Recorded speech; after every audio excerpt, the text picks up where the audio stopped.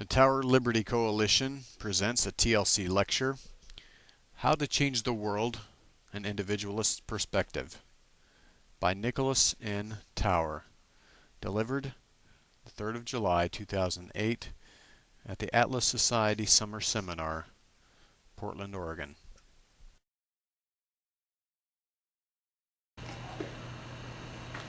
All right, hi everyone. I really appreciate everyone coming because this is my first year, and my name is Nickalis Tower. I'm an engineer and computer programmer from Salina, Kansas, and I first learned of Mr. Rand's works about 12 or 13 years ago. So I actually started from our nonfiction side. The first book that I ever read was For the New Intellectual, and so that got me raring to go, so to speak. And I actually, my background, I have a theistic background, being raised in a Catholic. My mother was Catholic, and my dad is Catholic, but it wasn't a devoutly.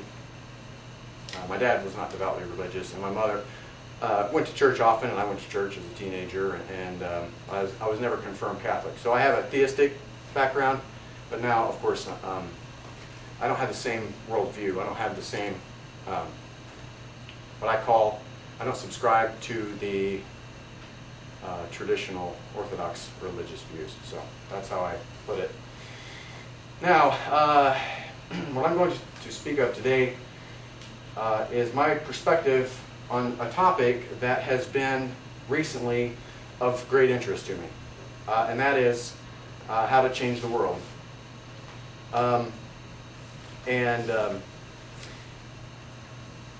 Again, this is very recent. In January of this year, I became involved with, for the first time in my life, political campaign. And this was the first time that I've ever got excited about politics. And the reason I became excited about politics was because of Ron Paul's primary effort in the primaries. And the reason I got excited about Ron Paul was because I had known about him from, I'd heard his name mentioned about in the 90s, about being this Texas congressman who wanted to abolish the IRS. And I thought, I like this guy already. You say that to me and it's like, I love it. So I had known what his name was, and I knew he was a Texas congressman. So what happened was, when I found out he was running, I didn't find out until 2008, the turn of January. But I found out he was running. I was like, all right, well, so then I'll start paying attention to the TV. I'll start watching the debates. And I don't have cable TV because most of it's junk. So that's why I wasn't ever following the political campaign until then.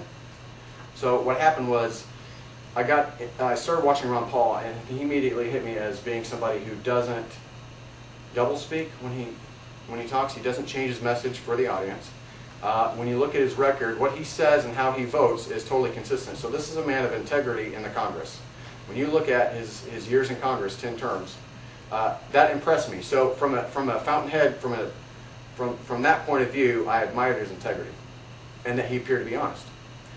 So now, the other thing that impressed me was one speech I saw him mention racism, and then he used collectivism in that same speech. And when a light went off, bing, Ayn Rand. So I was like, he had to have read Ayn Rand. So of course I found out in another radio interview that he did that he was influenced greatly. He read all Ayn Rand's works, he said, in the 60s. So to me, it was almost like an opportunity to campaign for Ayn Rand, almost. In that sense, in that limited sense. I mean, he's not Ayn Rand, but. So I was just very impressed with him as a politician, being so well read. So I started getting involved in the political campaign. Now, I started considering what people do during that campaign and how his campaign went off track, and how I saw people acting as if Ron Paul was elected, he would save the world somehow. It just doesn't work that way. As if you could elect one person and it would save the country. It's not going to happen that way. And so I saw people investing, they were being irrational about his campaign, as if we got to get him elected or the country's doomed. And that's just not how it works. Things don't turn around like that. At least American system of government doesn't allow that to happen. One man can't just change everything, luckily. He can't. This isn't a dictatorship. So I became concerned about people who have that attitude and people that just want to give up if they don't get their way. You know, if we go out and do all this stuff and he doesn't get elected, we can't change the world. You know, the world has no hope. So it kind of made an impression on me how people have hope, and they're expecting one person to do this and one person to do it, and they invest in one person as if it's going to be their personal savior or a national savior. You see what I mean? So from that point of view, I realized that, look, you people don't, you know, I was thinking, these people don't have an idea of what it takes to change the world. You know, they don't have a perspective on it. So this is a problem that I realized that Ron Paul, you know, is not going to be elected, and I thought, what can I do to meet Ron Paul halfway, so to speak? Because he's still in the Congress, he's getting reelected into Congress, so he'll still be there. And I thought, well, the solution obviously is to get more people like him, but the solution is to work from the bottom up. People have to get involved in the political scene at the local government, because the corruptions and the problems we see at the federal level are mirrored at the state level, and they're also mirrored at the local level. One of the things that depressed me was I started subscribing to my local newspaper during the campaign. That was the first time that I ever subscribed to a newspaper in years. I mean, and what happened was the news depressed me. The local news depressed me. It was bad enough that the federal news was a thorn in my side after learning about the issues, you know. After learning about the issues Ron Paul brought up, I was annoyed at the federal stuff. But then to learn that my local level and state level is the mirror of the crap going on at the federal level. So now I thought, well, look, Ron Paul's fighting the fight at the federal level. We need to have individuals oriented around the same free market principles, the same personal responsibility principles at the state level and the local level. It's going to take anyone who cares to get involved in whatever area they can. So here's the presentation. So that's the background of how I started on this problem of what I would do in my limited sphere to change the world. Now, one of the things that Ayn Rand said to a person who had written her, I think back in the 60s, one of the early letters, the objectivist letter, I don't remember which letter, but somebody had asked her, you know, how does one change the world? And she says, when you ask it like that, you can't do it. No one person can change the world. You immediately get overwhelmed, you're going to fail. It's not going to happen. One person can't do everything, period. So she said, don't ask it like that. You're asking the wrong question. And she said, basically, you have to advocate for the right ideas at whatever forum or whatever chance you get, whether it's a personal relationship, whether it's your work relation, you know, in whatever sphere you personally operate in, you have to stand for the right ideas. And if enough people do that, then the world, because politics is a reflection of the culture, the world will change over time. So it's essentially a personal education campaign. So, but she said, at the other hand, you don't proselytize. You don't go out with unsolicited opinions and go, you ought to do that, you ought to do that. You know, you're not people's dictator. So you don't force your views on others, but you take an interest in whenever, she said, here's how she said it, whenever you hear your values being attacked, you need to defend them. It's as simple as that. You stand for the right ideas in whatever form you want, that you're brave enough to speak out in. Okay? So based on that, I said, you know, I agree with that. So what am I going to do? Because I've spent the last 12 years of my life after learning about Ayn Rand about how crappy I think the world is, the state of the world, and I want to see it change. But it's not enough to be negative and complain about the government. It's not enough to be negative and complain about these people. It's not enough to be negative. Ayn Rand also says you can't sit there and you can't complain like the libertarians do. You know, they're all against big government. Well, what are you for? You know, she was like, you're not telling me what you guys are for. So it's not enough to be negative and just resist everything and oppose everything. You have to be for something. And that's what she's saying is, you define your values and what you personally stand for, and then when you hear somebody saying something that violates your personal view, you're like, look, I disagree. And it could be as simple as saying that. You just voice your opinion. You say, I disagree. And if it's a person you can't tolerate or whatever, you at least voice it. You say, I disagree, and you walk away. Now, if it's somebody who you know is reasonable, then you can discuss it if you care to discuss it, and you can debate them if you care to debate it. But the point is, she said, look, even if you're around intolerant people or whatever, you can just say, I disagree. And that way other people will hear that whoever is doing his little thing and you disagree with, that other people will hear that people are standing up for something. You see what I mean? So it could be as simple as saying that, I disagree. So now, I'm sorry to really give you that background, but let's start with defining man, because any social system, you have to have, in my view, every social system already has a view of man. So if we start with the definition of man, man is a rational animal. That's Aristotle's view. And Ayn Rand kind of said, well, look, man living as a rational animal means that the individual has a conceptual form of consciousness, which animals do not have. Animals operate at the perceptual level, which means they don't have any mind space of, there's a future, I better go out and get worms, I'm going to starve for the winter. They don't have a mind space of past or future. They don't have an internal narration. They don't have the ability to say, I need to go get worms. They don't have any language, obviously. They don't have any written form or oral form of language knowledge, so to speak. There's no language knowledge transfer. Animals are just perceptual, act, react. Man can operate at the animal level if he doesn't think for himself. He can act and react too. He can operate at a perceptual level, and that's what Ayn Rand says. If you volitionally are ignoring, you're focusing on something and conceptualizing the problem and really thinking it through, you're just operating at the animal level. You're not operating at the man level. If you just see something and automatically react without thinking about it, that's the automatic behavior. You're operating on the perceptual. So, now, man's survival mechanisms. Man survives as man, as a rational being, only through reason. That's what Ayn Rand says. And I note that in the ideal world that would be true. Everyone would survive by rational reason per se. But in reality, what do we have? Individuals survive via productivity. Those are the people who are living as man, who are living in the conceptual form of consciousness.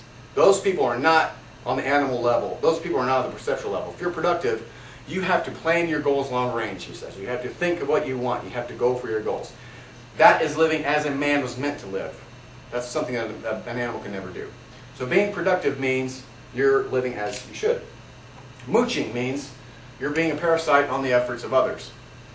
Manipulation means you are cheating somebody out of their values. Now, poker is the only game in which everyone agrees it's moral to cheat, because everyone knows the rules up front for poker, and that's the only thing in life where everyone says, yeah, you lie, cheat, and the best guy wins at it. So, but at least that's a game, and everyone agrees to the rules. So there's really no cheat. There's no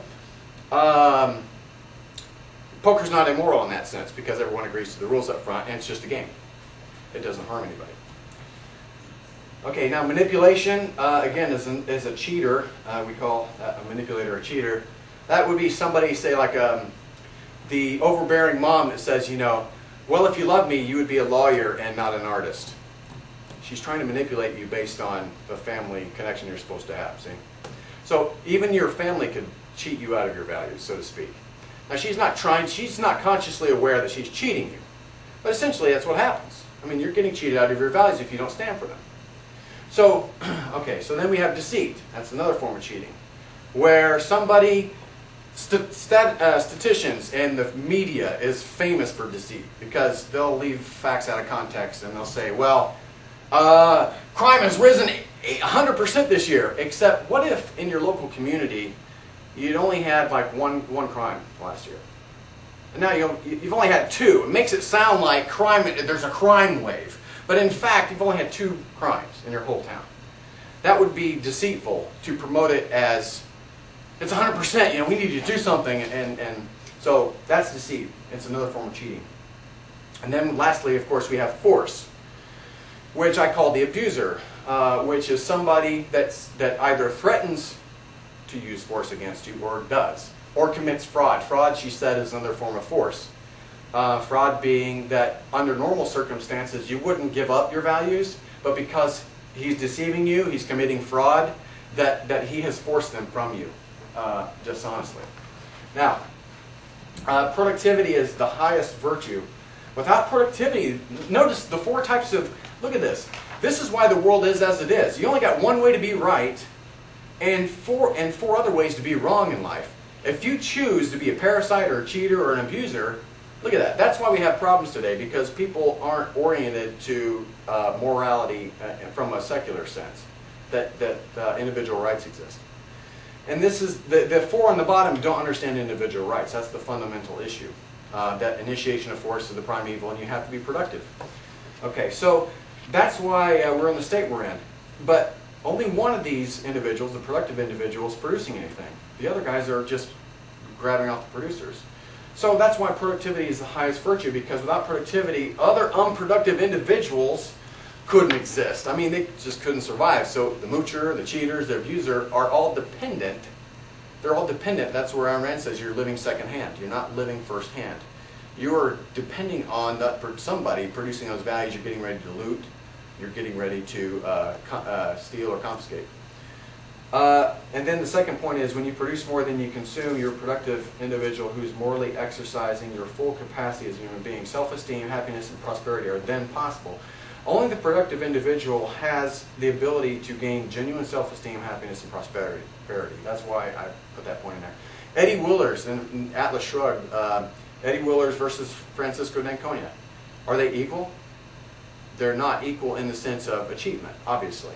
But they are morally equivalent, she says. Ayn Rand says those two are morally equivalent because they're both living by their own minds and their own judgments, and they're each pursuing their own values and long-range goals. So morally, there is an equivalence between the highest producer, the billionaire Bill Gates, and the ditch digger, if that's all the man can do at the time in his life, is dig ditches. That he, but at least he's productive. So now, let's define change the world. Ayn Rand's view is you can advocate the right ideas in whatever forum you can. This does not mean you venture unsolicited opinions to everyone you meet. I already covered that. My view, okay, and the other thing is about staying away from being overwhelmed. When you don't tell yourself, how can I change the world? You basically have the view that you can't pretend that you can or you must change the world. You have to back up a step. Don't expect yourself to do it. Don't expect yourself to change everybody or change the world. I'm talking about the world, not your world. Now, there's a difference between, we're going to get into, between your world that you are in, your local world, and the world in general. So don't pretend that you're going to change your world. That kind of takes the burden off you. It makes it so it's not overwhelming. And then find a reason to change your personal world. Find a reason to change your world that you are in. Use persuasion and optimism, not fear, anger, hate. So now, what are the revolution principles? Well, Ayn Rand says a revolution starts in men's minds, not in the streets. Right? And that means she understood that before Marxism and communism could take over Russia and all those guys could rise to power, the idea had to be planted in people's minds that that was going to be the moral way to live. So you couldn't, and the American Revolution was the same way. 20% of the American population had read Thomas Paine's Common Sense before the American Revolution, before 1776. The right ideas were spreading. John Locke's individualism was spreading. Individual rights was spreading. And so the revolution began in men's minds. Ron Paul says, one man doesn't, in essence, says one man doesn't make a revolution. It's not up to me. In his new book, The Revolution Manifesto, Ron Paul says, the revolution has just begun, and it's going to be up to everybody who cares about these ideas to do that.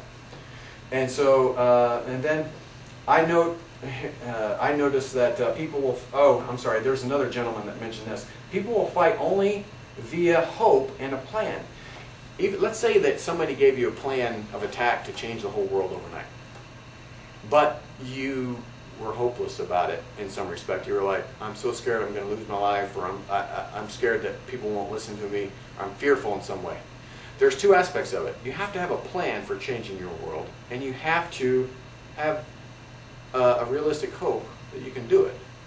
Otherwise, you won't do it. You won't have motivation. Without hope, there's no motivation. That's what I'm trying to say here. New intellectuals must fight the revolution on all fronts, from the ivory tower to the streets. That's my attitude. Is that Ron Paul's up here, way up there in the federal level, fighting. I'm going to be fighting at the local level. Okay?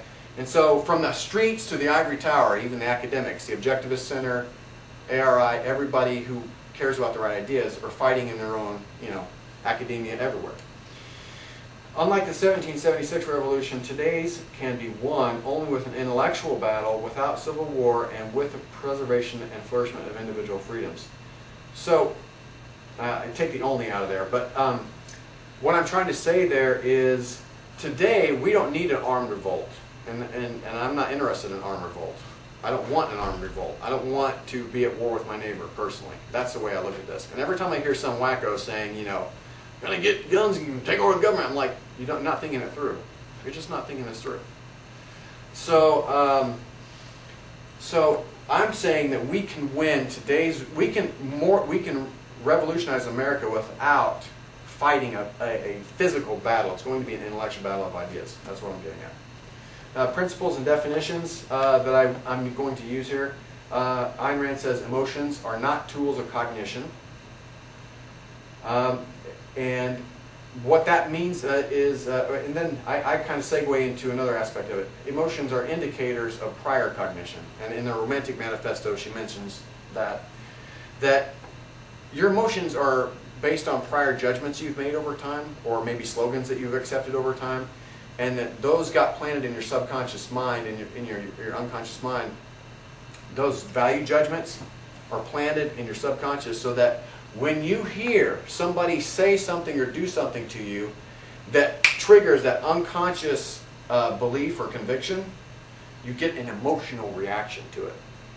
You get a, oh man, he said that, that just makes my face go red. And I'm saying that Ayn Rand also says that emotions are indicators of a prior cognition.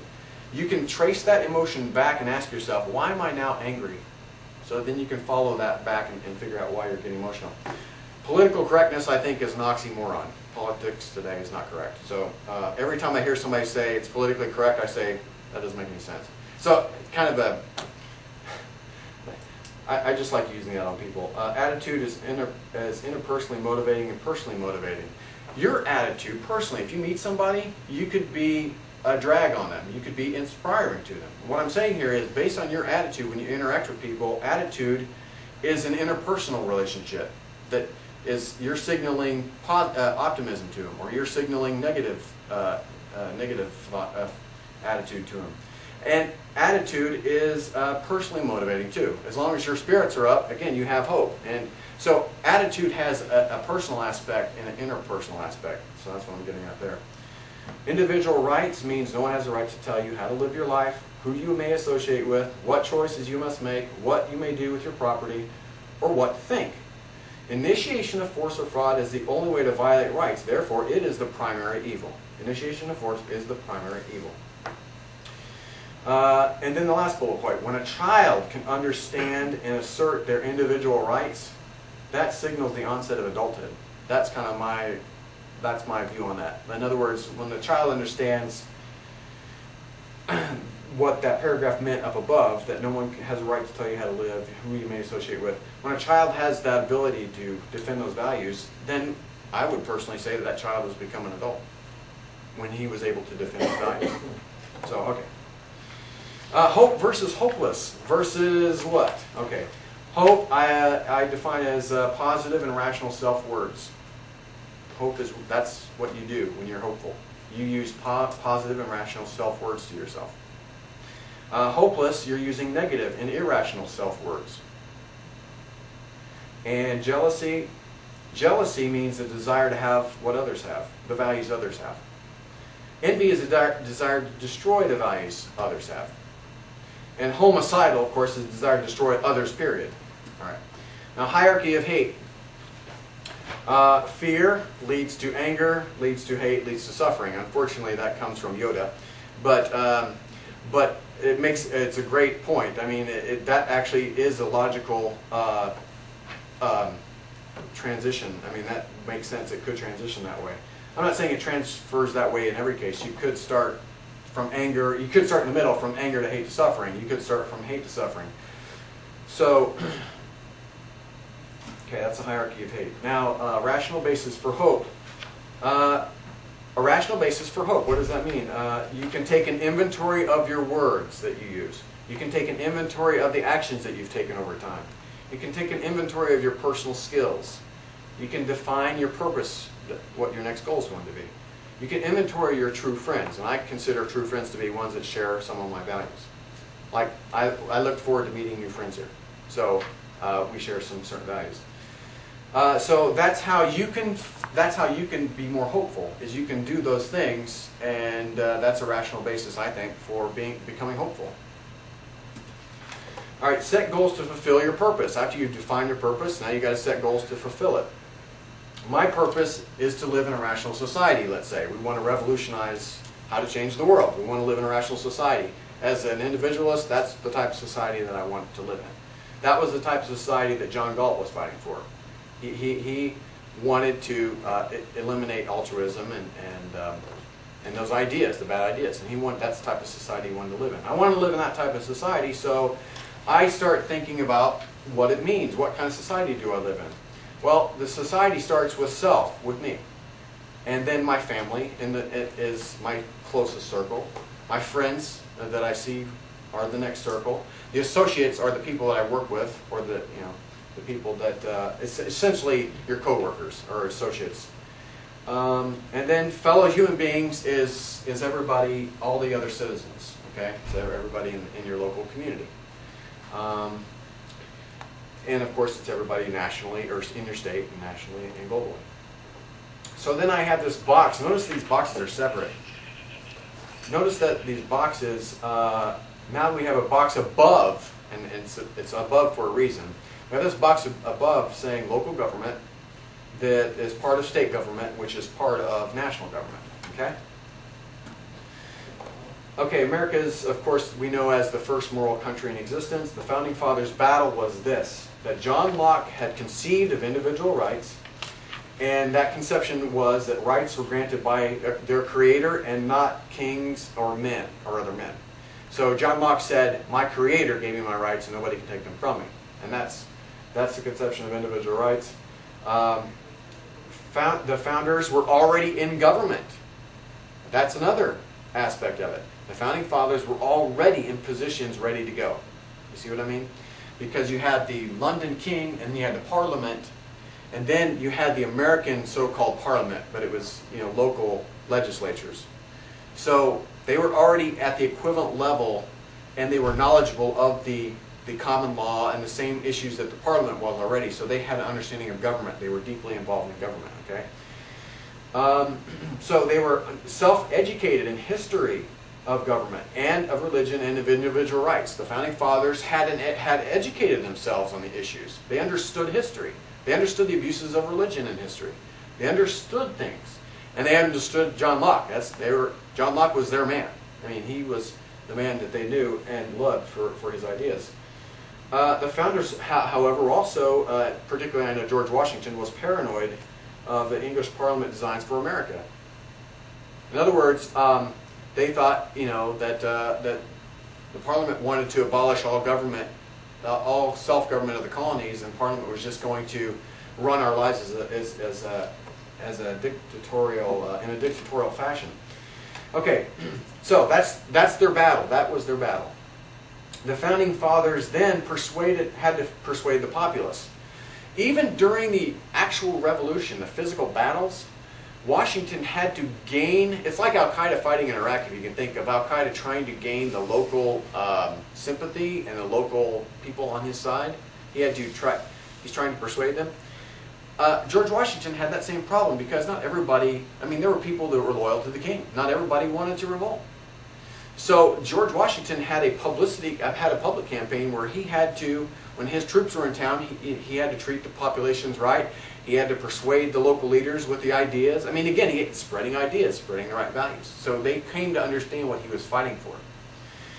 And then notice what happened next. The king declared war on the colonies.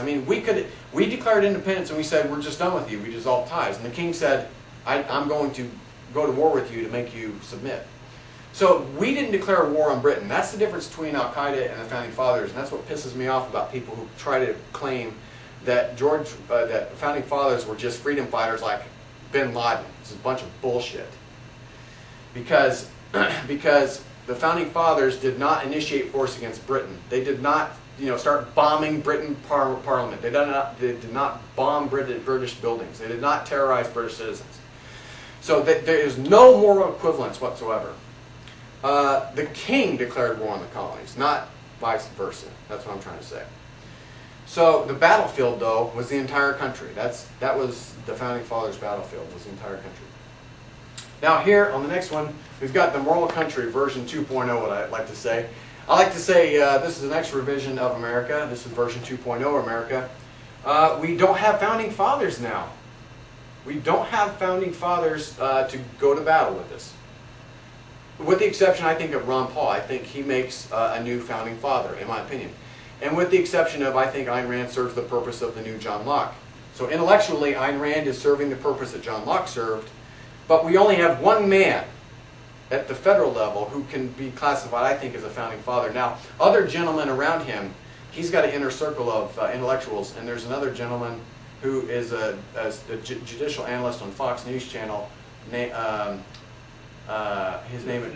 Yeah, Napolitano, Judge Napolitano. And I think he could be another Founding Father, so to speak, in a new America. So, but we have no Founding Fathers that have declared themselves, that, saying that we want to form a new government. There's nobody, obviously, doing that. Okay, Ayn Rand fully defines individual rights, like I said. Rights are corollaries to the individual's nature. Rights are taken, not granted. In other words, you assert your individual rights. Nobody gives them to you. They don't come from God. They don't come from your fellow men. They don't come from government. You assert your individual rights. So your rights are taken, never granted. Rights are necessary to individual survival as man. We know that. Individual battles. In other words, this moral country revolution now is going to involve individual battles in whatever sphere we operate in. It's going to be at the individual level now. It's going to be an intellectual battle. It's going to be individuals at the federal level, at the state level, at the local level. Period. In my view, that's the only way we're going to succeed at this. The individual is going to have to be the person on the battlefield, but it's an intellectual battlefield, so that's the good part about the next revolution, hopefully. You need to understand and assert your individual rights. And then we don't have a declared war. Nobody declares war. We don't say we're going to go overthrow the government. We don't say we're hostile to this person or that race or that religion. You don't declare war on anybody. Everybody is our ally. Everybody can be your ally.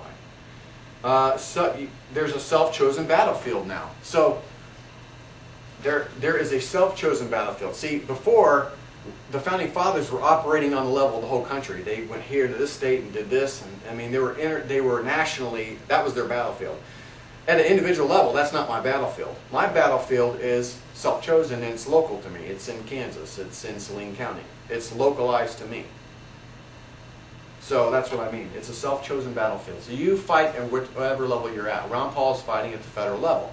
He's fighting in Texas, and he's fighting at the federal level. Here's a personal view, my personal view of society. We have today's irrational society, where, remember those two squares, we have government on top and us on the bottom. Here's how everyone perceives the government. On the left-hand side, people think of the government as evil, and indeed, Thomas Paine was the one who coined the term, or one that coined the phrase that government is a necessary evil. Thomas Paine was the first one to say that. That it was not only necessary, but it was necessarily evil. So that's where everyone has the notion that government is per se evil. And then people look at other people. Now, as you see down below there, stupid and evil applies to fellow human beings. So if you go straight across from stupid and evil, you have fellow human beings. That's how people perceive other people. A lot of times. Not everybody. I don't look at people as stupid or evil. But a lot of times you find people who just have this slogan that says, people are stupid or people are evil. People just are promoting these slogans. Okay? And then when you start going down to your more local level, your friends and your family, you hear people refer to their friends and family as good, or you hear people refer to their friends and family as stupid, or sometimes you hear people refer to friends and family as evil. Eventually, if you have a falling out. So on the left, we have how people characterize things, how people view things. On the right-hand side, the right column there, it says that today's society is a form of mixed laws. In other words, the mixed economy. Ayn Rand says that we have freedom and controls. So that means on the right-hand side, mixed laws is what I'm saying. You have objective and non-objective laws on the books. You have protection, which are the objective laws. And then you have retaliatory force, which is part of protection. But then you have what is known as preventive laws that prevent you from abusing drugs by saying the drugs are illegal. Those are preventive laws. Okay? Preventive laws, though, initiate force. They initiate force. They make it so that you are prevented from doing something. They tie your hands in some respect. All right. So the next one here, we have a limited government society. If we evolve from an irrational society to a limited government society. This is what I would say maybe Ron Paul or libertarians want to get to. They want to minimize the federal government to the minimum size, okay?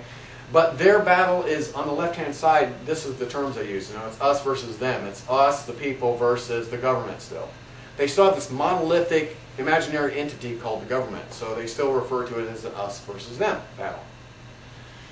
And you can see that force on the right-hand side. People refer to government as it's mostly evil. I like this politician, or I like this. I'm a Republican. I like Republicans, and I don't like Democrats. So I don't think all the government's evil. I just think the other side's evil. So you have people who don't just blanket say that the government's evil.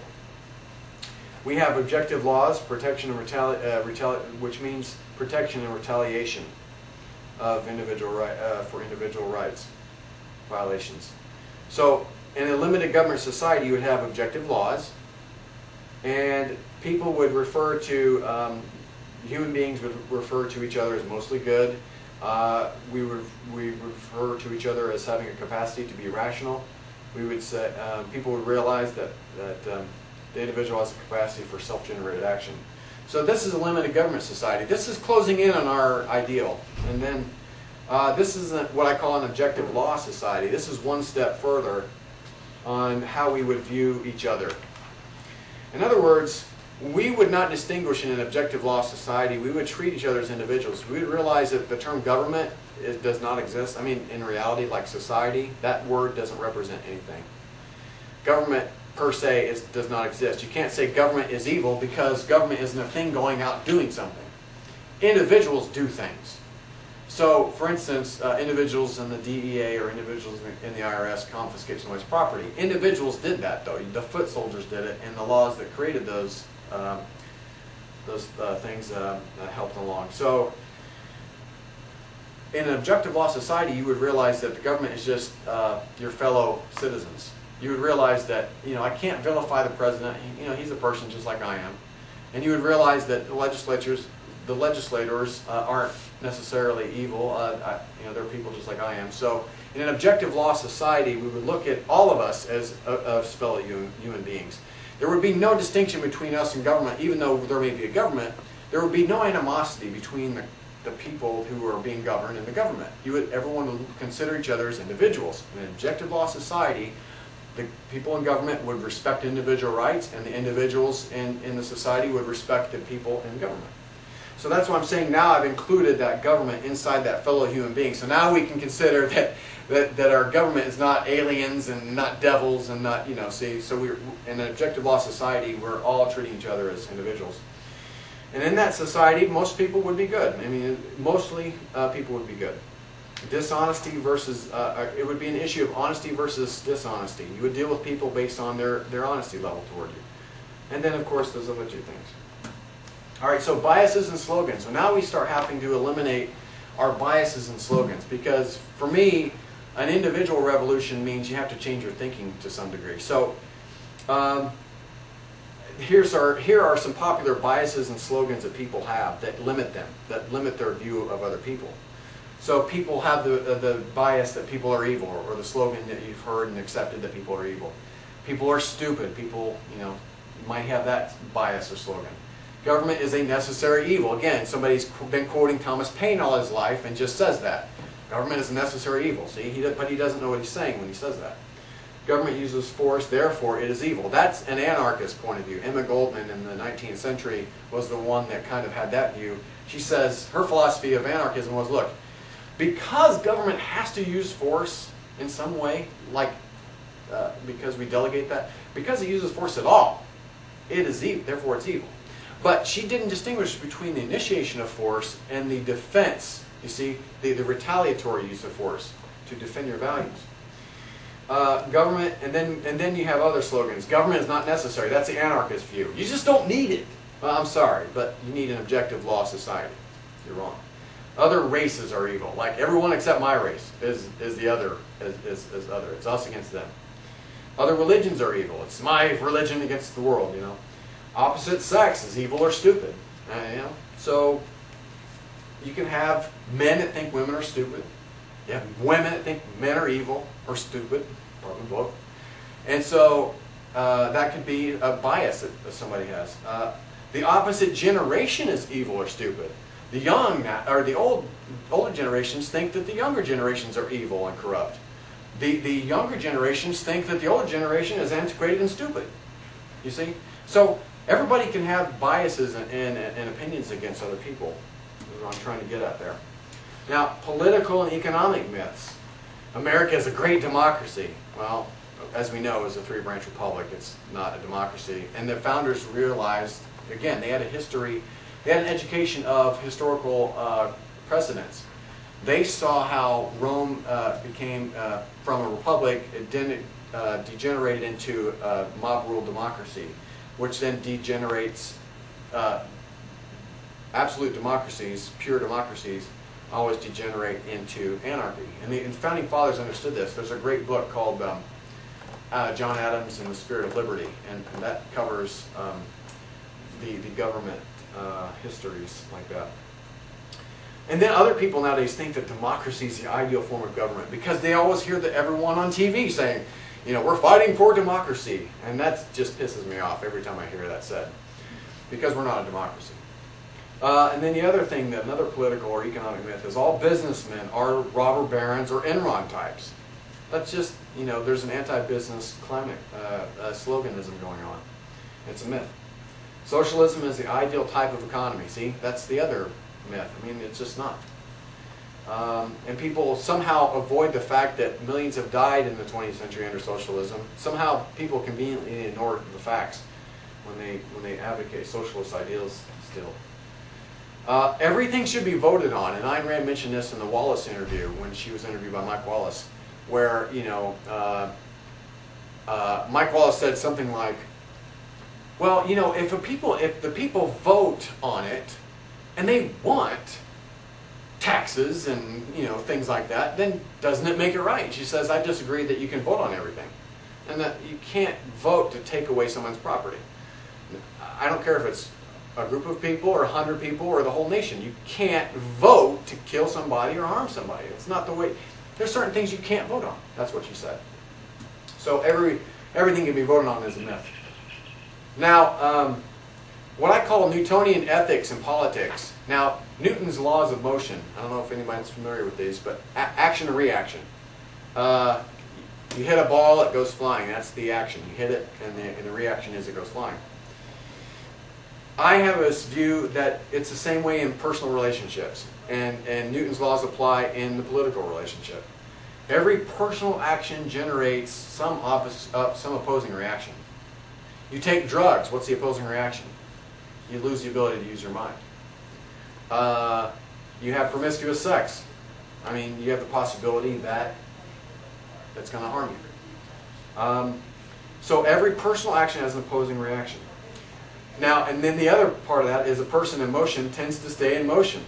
A person at rest tends to stay at rest. That is another one of Newton's laws where without friction, you know, when you discount the action of friction, if you hit a ball, it tends to stay rolling. See, until something stops it.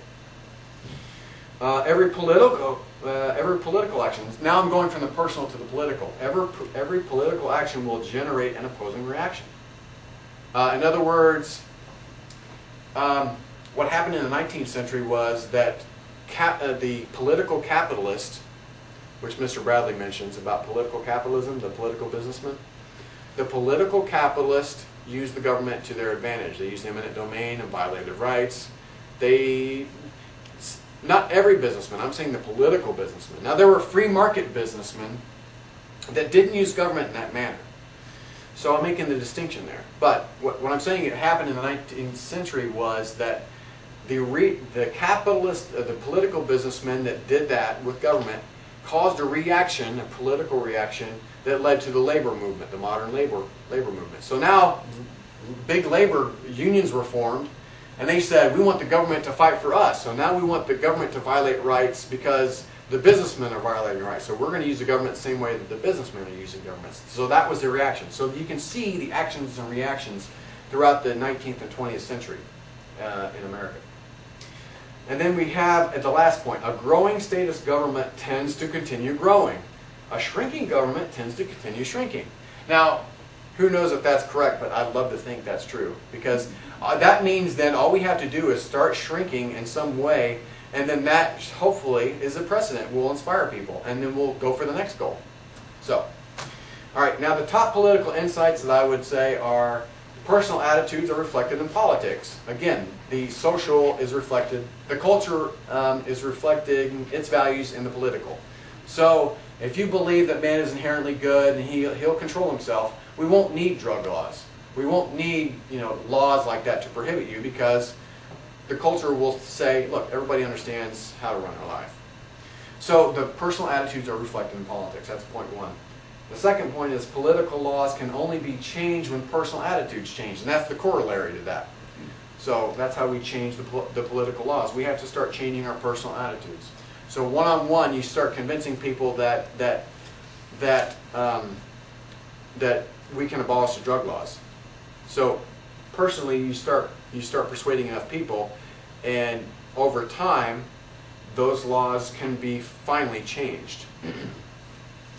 Now, the third point is individual rights won't be granted. You must assert and advocate for them in whatever personal and political spheres you are in. Again, that's what I'm saying, is that you determine your battlefield. Now, remember the next point, act like an animal, get treated like one. This is the action and reaction. The guys that went to Seattle and protested at the Starbucks during that WTO convention, they were acting like animals. They were violating property rights. They were destroying property. What was the natural response? Do you think people should just sit around and take it?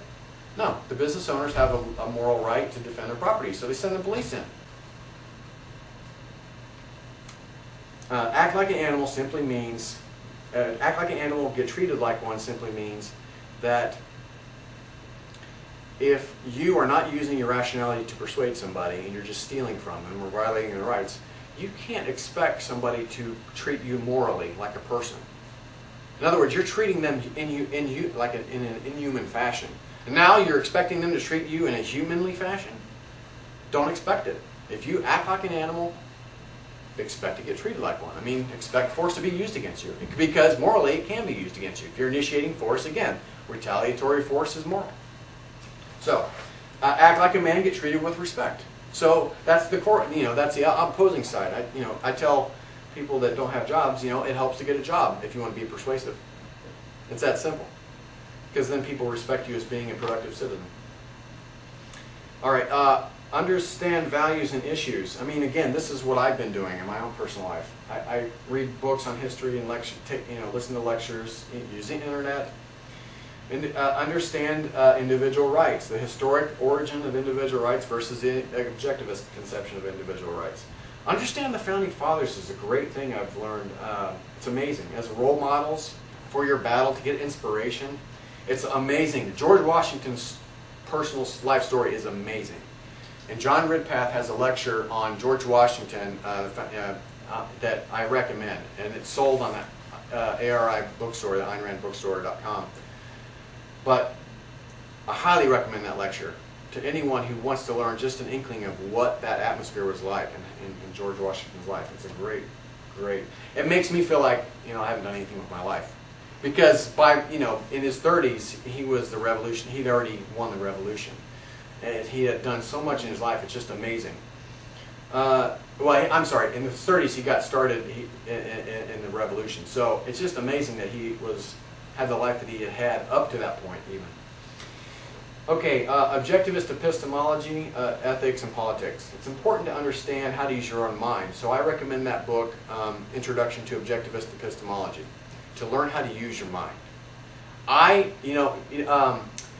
graduated with a mechanical engineering degree, and then afterwards, a couple years later, I read that book, and I realized that I graduated from high school and went through my whole life, even engineering college, not knowing how to think. I was like, I've never learned how to think. I've never learned how to use my mind. So that book was a great help to understanding how to think and integrate knowledge. How to learn. I mean, it was a great way to learn how to learn. And it helps to understand the objectivist ethics and the politics. The book Capitalism: The Unknown Ideal. It helps to read that. And ethics, the book on Virtue of Selfishness. History of America, the Enlightenment, Industrial Revolution. Again, I mean, anything, if you're interested in that sort of thing, it really helps to advocate for those ideas. If you're interested in advocating for a free market, I mean, I'd recommend you go learn about the history of America and the Enlightenment and the Industrial Revolution. There's a book called The Capitalist Manifesto by Andrew Bernstein, and that's a great book. Capitalism versus mixed economy. Again, you have to know how that works, the difference between the two. Capitalism as a corollary of individual rights, and Ayn Rand demonstrates that how capitalism is a reflection of the attitude that people have individual rights. Separation of state and economics, Ayn Rand. I mean, that's what Atlas Shrugged is about. At the end of Atlas Shrugged, Judge Narragansett is rewriting the Constitution, saying that Congress shall pass no law, to interfere in the economy. I can't remember the exact words, but separation of state and economics is capitalism. Okay, that's a pure capitalist society. Federal education versus private education. What I say is we need to fight for separation of state and education. We need to abolish the Department of Education. And another gentleman named C. Bradley Thompson has started this this campaign. Actually, he's not really the head of it, but he's advocating for a campaign to abolish federal school system, the federal education. So I would Google C. Bradley Thompson and the abolition of federal education. Education is a corollary of individual rights. Again, it's a right of a parent to raise their children with their values. It's not the right of a government to come in and inculcate your child on values that you may not want to promote. So it's an individual rights issue, and that's where C. Bradley Thompson is coming from. It's like nobody has a right to come in and, from a young age, take your child at 5 years old and give them these alien ideas or other ideas that you may not agree with. So it's an individual rights issue. Separate and also remember, the founding fathers didn't go through K through 12 school. The founding fathers didn't go to college. There was no formal they didn't have government-run schools in the way they did. I mean, they went to universities that were, I think, mainly probably religiously oriented. They were formed by religious organizations, and so they did go to universities. Some of them did. Washington, I don't believe, did. Because he went to William and Mary. Yeah. So he's okay. So. But Washington was a military man, and he was not. The great thing about people that say, well, in order to be the president, you've got to graduate from Harvard or Yale. Well, I hate to tell you this, but Washington didn't. He was not a college grad. He was a military man. He was just a businessman, too, as a matter of fact. So Washington understood self-defense and defense of America, and he understood business. So, you need to be aware of current national American issues, and you need to be aware of your state and local issues. I mean, you need to start learning about your local sphere. Detecting the local culture pulse is what I say is, and how to form intellectual allies and friends. This is what I did. I subscribed to the local newspaper. I only did it for 3 months because really, I got bombarded so much in that 3 months. I would cut out articles that I disagreed with and I was going to rebut, and I just came up with this huge stack. I've probably got 70 or 80 articles over a period of 3 months. It's just ridiculous, the amount of stuff that I see in the newspaper. And you can get a job, of course, find a productive purpose in your life. That always helps. Again, because act like a man, get treated with respect. And then people start realizing, you know, maybe the world ain't so bad because that loser that I know, hell, even he's got a job now. Things might be looking up around here. You see, it kind of rubs off, you know, when you see other people doing well. Ask coworkers their view on events and hone your persuasion skills. I mean, I don't go out to persuade anybody, but I try to advocate for the right ideas. And what I try to do is keep explaining my ideas until they understand where I'm getting at, and then I'm done. I don't have to convince them that I'm right. I'm just simply wanting them to be aware of what my view is. You see, there's a difference between understanding what someone's view is and agreeing with them. So as long as they know my view, then I think I've succeeded. Participate in Rotary clubs, Toastmasters. I became a member of the Chamber of Commerce in our town, and that's the first time I've ever done that. So you start making new connections. You start just being out in the world, participating. And so people get to know you, who you are. Participate in if you participate in religious or political organizations, then use that forum. And then volunteer if you choose. I mean, it's up to you. It's really whatever you choose. So eliminating negatives. Don't wait for a savior. Don't wait for luck. Don't wait to be given a chance. Don't wait for instructions from somebody else on what to do. Don't have an enemy-centered worldview. Don't have a racist worldview. Don't have a classist worldview. Remember the Marxist classist, you know, the rich versus the poor. Changing your world. How to do this. Your world. I'm saying your personal sphere. Look people in the eye as a sign of acknowledgement. Smile or nod in acknowledgement.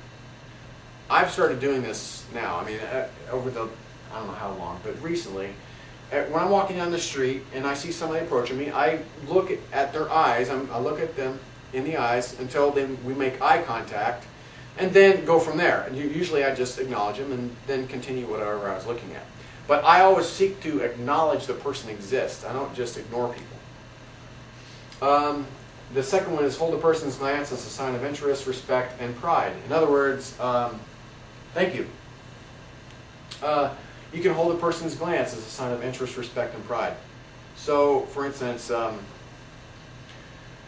somebody appeals to you. I mean, just keep looking at them, and not like you're like glaring at them or anything like that. You just, you know, keep having the eye contact if you're interested, and then see if they smile. Then you smile back. So it's just a natural communication.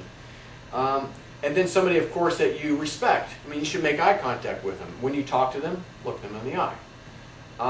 And then people that, the pride issue, again, it's amazing. I lived in South Carolina for a period of time, and it's amazing the difference between the way African Americans in South Carolina behave and the way they behave in Kansas. In South Carolina, they look down a lot. When you approach them, when a Caucasian person approaches them, they look away, they look down. It was amazing, the cultural difference. So, but you know, to have pride means that you look somebody in the eye, in my opinion. I mean, you stand up for yourself by just simply acknowledging other people exist, and they see that you have your head up. Talk about issues you care about and discover what what the other person you're talking to cares about. Seek the commonalities and ignore the insignificant differences. But you can always question them on your fundamental differences. You can say, well, why do you believe that? You can just ask them innocently, you know, inquisitively. You don't have to say, oh my God, why do you believe that? Don't look at it, don't condescend, and don't, you know, use the argument from intimidation. Just politely ask. I mean, I'm curious, how did you came to that view? Just be honest with them. Don't expect or try to persuade others, simply state your views. Again, I'm not out there to keep talking to them until they accept what I'm saying. I'm just there until I can tell them exactly what I mean, and then I'm done. All right, change your worldview. Government is comprised of individuals. So that's why you can't say, well, government's evil. Well, no, people are in government. We're talking about individuals here. We're not talking about some monolithic, mystical government. We're just saying individuals might be bad that we need to get rid. We need to find those bad guys in the government. We need to vote them out. Really, it's the bottom line. But and we need to find the bad bureaucrats that have the wrong attitudes and make them retire early. Individuals have brains and can be rational. Help individuals with your honest views and assume that they are struggling to be honest. And just assume that people are struggling to learn reality and to be honest with themselves. Realize that all of us are struggling to make our life right, if we value our life, that is. For 2,400 years, Western civilization has been ruled by dishonest leaders, with the sole exception of those heroic founders of America 232 years ago. You aren't the world's only victim. You see? So you're not alone. There's been billions and millions of people oppressed for 2,400 years. So don't pretend that your life was ruined by the people above you. It's just not going to work. Don't feel like a victim. There's been millions and billions victims before you. Okay? You're not the first one to be taken advantage of. So don't act like you're alone in this struggle. Even government leaders have been and are victims. Again, I mean, the French Revolution, they take the king out and chop his head off. So the leaders are afraid of violence. I mean, just like everyone else is afraid of other people. Fearful leaders become oppressors. All right, so some activist examples. I told you I participated in the Ron Paul campaign.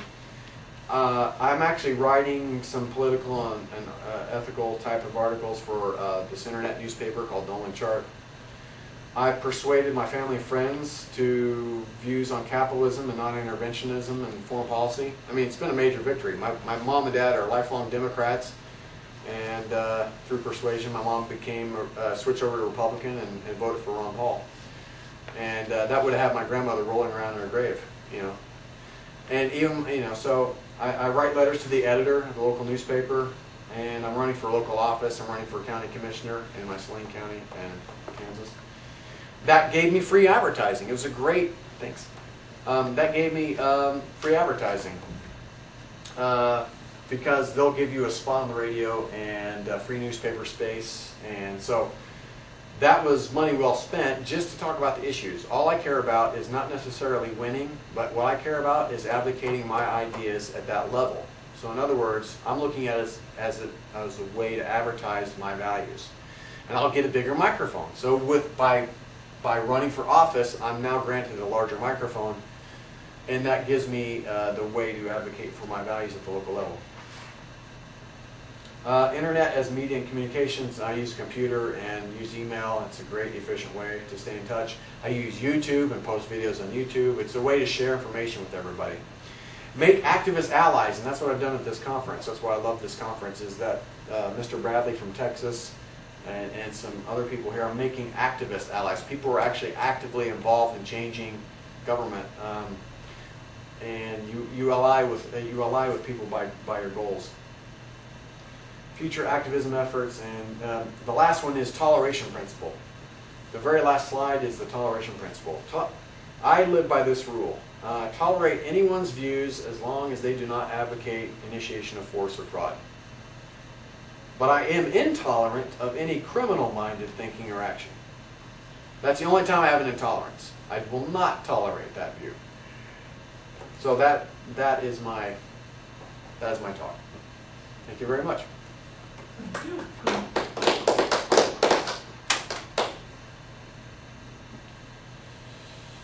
And I probably went way over the hour. Commissioner of what? County commissioner. You know how states and the counties? What is it? What is the function of a county commissioner? That's a good question. I mean, I'm learning. The county commissioners generally vote on the laws that are being proposed to be voted on. County taxes.